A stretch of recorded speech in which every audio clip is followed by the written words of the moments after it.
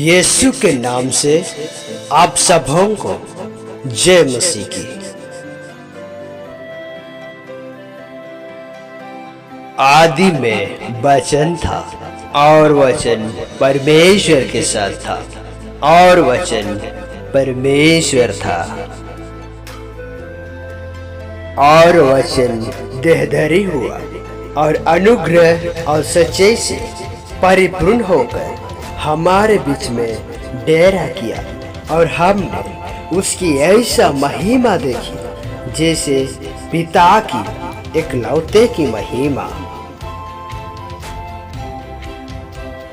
वह तो अदृश्य परमेश्वर का प्रतिरूप और सारी सृष्टि में पहला उठा है, क्योंकि उसी में सारी वस्तुओं की सृष्टि हुई, स्वर्ग की हो अथवा पृथ्वी की, देखी या अनदेखी, क्या सिंहासन, क्या प्रभुताएं, क्या प्रधानताएं, क्या अधिकार, सारी वस्तुएं उसी के द्वारा और उसी के लिए सृजी गई है।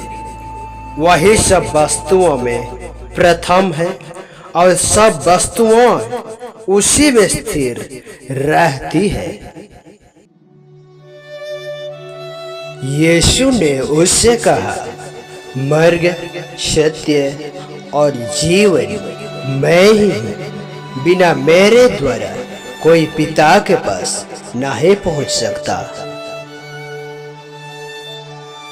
यीशु ने उसको उत्तर दिया, मैंने तुझसे सच सच कहता हूँ, यदि कोई नए सिरे से ना जन्मे तो परमेश्वर का राज्य देख नहीं सकता।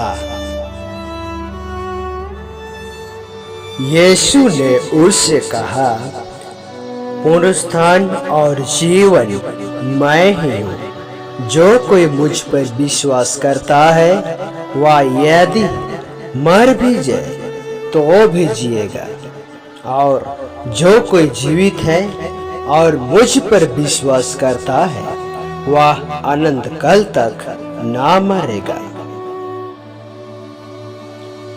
क्योंकि मनुष्य का पुत्र खोए हुओं को ढूंढने और उसका उद्धार करने आया है।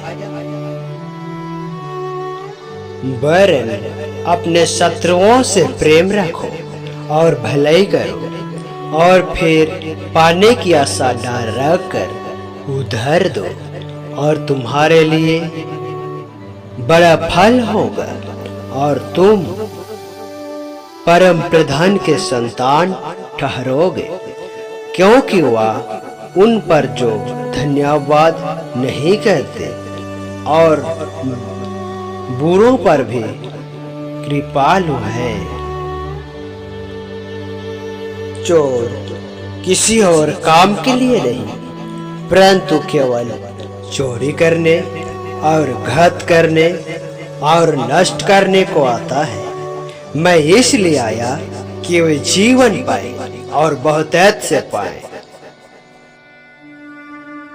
वह तुझ जाना जाता और मनुष्यों का त्यागा हुआ था।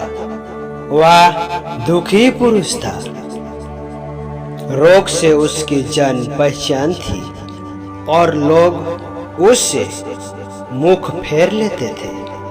वह तुच्छ जाना गया और हमने उसका मूल्य ना जाना। निश्चय उसने हमारे रोगों को सह लिया और हमारे ही दुखों को उठा लिया।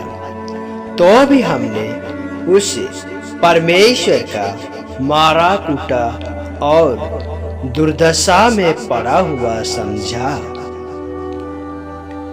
परंतु वह हमारे ही अपराधों के कारण घायल किया गया। वह हमारे अधर्म के कामों के कारण कुचलाया गया। हमारी ही शांति के लिए उस पर ताड़ना पड़ी कि उसके कोड़े खाने से हम लोग चंगे हो जाए। हम तो सब के सब भेड़ों के समान भटक गए थे। हम में से हर एक ने अपना अपना मार्ग लिया और यहोवा ने हम सबों के अधर्म का बोझ उसी पर लद दिया।